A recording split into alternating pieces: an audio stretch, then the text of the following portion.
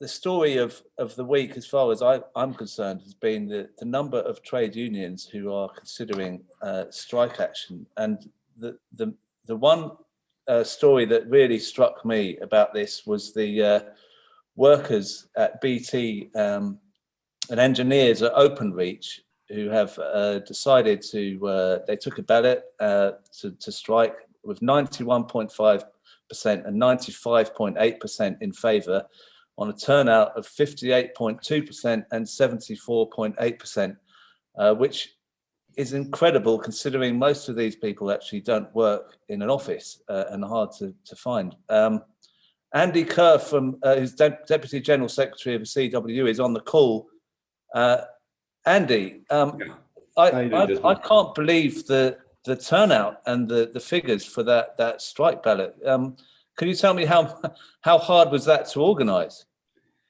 Well, like any ballot, I mean, under the legislation that we've got to go through and the hurdles and we've got to jump over the hoops we've got to go through to get to where we are. Yeah, it was a bit hard, difficult, great work by all the CWU reps around the country. And just the point you make, Crispin, is right. We've got members in this from the Shetland Isles to the Scilly Isles, from the West Coast, from Ireland, everywhere. Our members, especially in the engineering side. So, and these guys work singly, they work alone, hard to organise in some respects, but you can see by the results that you mentioned, how bad things are. They come out in their droves to, any union getting a 75% turnout. And a 95, nearly 96% in favour of industrial action, and then mainly engineering is incredible in this day and age. I say it's incredible, but I'll tell you, in the next couple of weeks when my Royal Mail colleagues finish their ballot, I expect it to be roughly the same area, and the same sort of figures. But in the other areas, if I go to the other part of BT, these are mainly made up of different groups of workers. There's office workers in there, but there's a lot of call centre workers, etc. And to organise these guys, especially at this point in time, where a lot of these people who normally work in contact centres are actually, some of them still working from home. And to organise them is obviously much more difficult at this time. But to get the turnout we did, great. Can you tell us? I mean, the working conditions that they've got, and the fact they got everyone through the pandemic. I mean, what offer are they being given, and why is there this dispute coming up? Well, you want me to contact? Let me concentrate a little bit onto the contact centre workers, because unfortunately we didn't quite make it in the EE contact centres. We were 8 votes short of the hurdle, 8 votes. And I think I said the other day there, Crispin, since we started this ballot a few weeks ago, if all the people who's joined the union had been included in that ballot, we'd have smashed it in there too, no doubt about it whatsoever, from our perspective. But these workers, these are the lowest paid, the call centre workers, the lowest paid workers, probably in BT. And the company has gave us £1,500. And it sounds a lot of money. It sounds, quite a decent amount of money. But what does it actually mean at the end of the day? And the answer is not a lot. For those people, and they're claiming, BT are claiming, that this pay rise for everybody is between sort of 3 and 8%, they're claiming. Well, the call centre workers are the ones who's getting up in the high end of 7%. But the point of the matter is, the company at the beginning of the year already put the wages up by £1,000 to get them in line to where they should have been, because there was 35% attrition in the call centres. 35% attrition. And that's typical of call centres up and down this country, no matter where they work, what company they work for. And it's because they're the lowest paid. So they gave them the money to get them back up. So really, I believe, and I would argue, and I will argue, that really they've only been given an additional £500 on top of that. So, we know where inflation is. I'm not going to make the arguments here. Everybody knows the issues with the cost of living, etc. And it just ain't enough. It's as simple as that.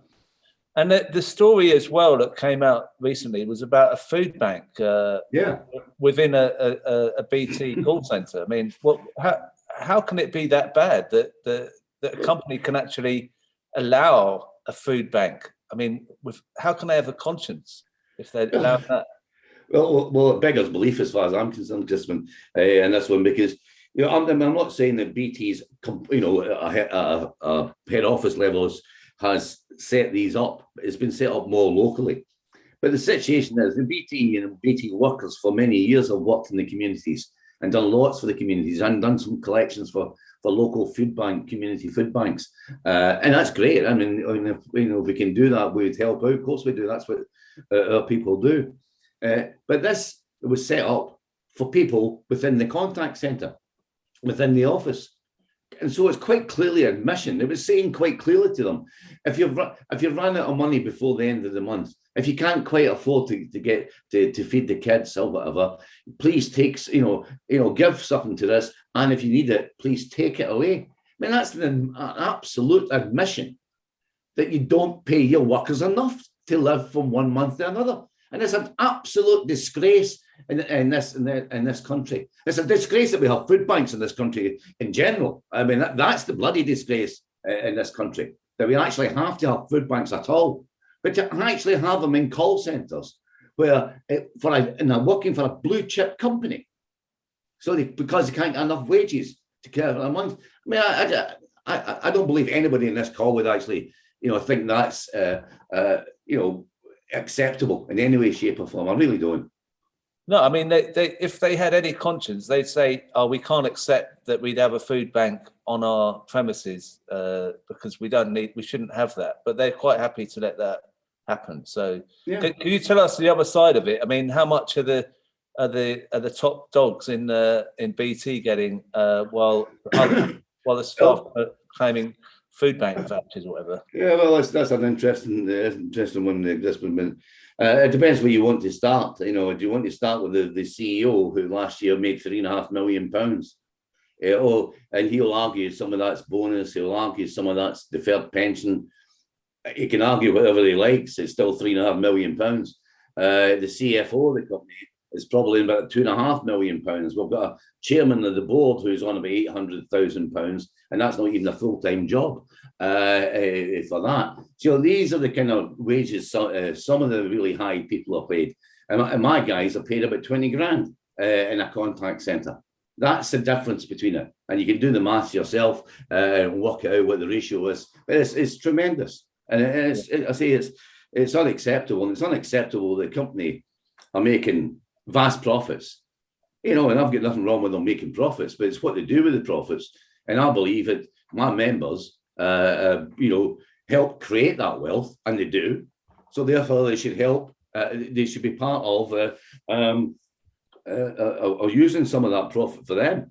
And then the way I sort of put it the other day there to some people is, if you work out what they're giving to shareholders, and bear in mind, these shareholders are not guys like ourselves and who are on this call today. These are big, massive shareholders. I mean, Deutsche Telekom, German Telecom, own 10% of British Telecom. If you don't think that's ridiculous, I never will. But anyway, you've got that. You've got a guy, Drahe, who owns Portugal Telecom, who can't make his mind up whether he's Moroccan, French, Israeli, or Swiss. But we all know where the profits go. They all go to the Swiss bank account. We know that. But, he's an 18% shareholder.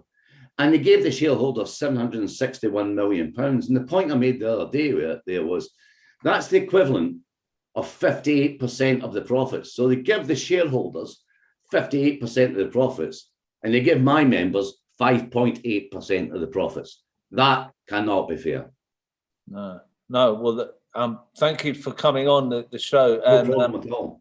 What do you expect? When's the first strike day? Or yeah, because we haven't set aside that. We have said all along, myself and the General Secretary, Dave Ward, have said it all along, we are willing to discuss these matters with the company. So tomorrow, I'm hoping they'll start opening up, certainly offered to open up discussions with the company. But it's not going to be long-winded. We're not going to leave it, open-ended. I hope to be able to speak to the company this week, and if we can make progress, great. That will be good. I want to see a negotiated settlement out of this. I don't want to take my members out and strike. Why would I want them to lose money when they don't need to? This company can afford a decent pay rise for them. I'm hoping to see sense and we can get there. But if I do have to say, if we can't get negotiated, or it doesn't look as though the company is willing to properly negotiate with us this week. I think we'll be setting some dates for industrial action within the next couple of weeks or so, and we'll see where that takes us. Great. I mean, hopefully not, but hopefully you get the settlement. Thank you very much for coming on, Andy. Cheers. No problem at all, Crispin. Thanks very much.